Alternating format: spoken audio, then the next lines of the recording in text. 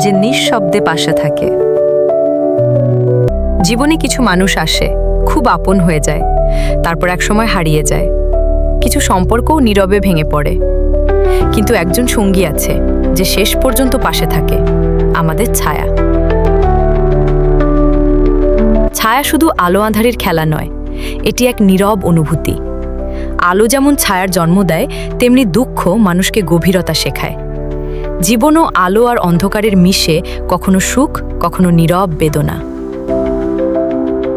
পথ চলতে গিয়ে আমরা যখন হোঁচট খাই, ভেঙে পড়ি, তখন সবাই পাশে থাকে না। অনেক মানুষ দূরে সরে যায়, অনেক সম্পর্ক বদলে যায়, কিন্তু ছায়া চুপচাপ সঙ্গ দিয়ে যায়। সে কথা বলে না, বিচারও করে না, শুধু উপস্থিত থাকে।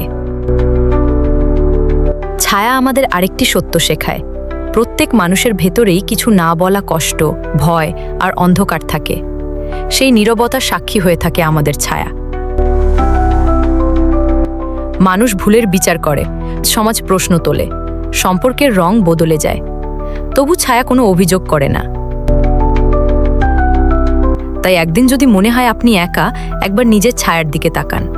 হয়তো বুঝতে পারবেন, সবাই ছেড়ে গেলেও নিজের অস্তিত্ব এখনো আপনার সাথেই আছে।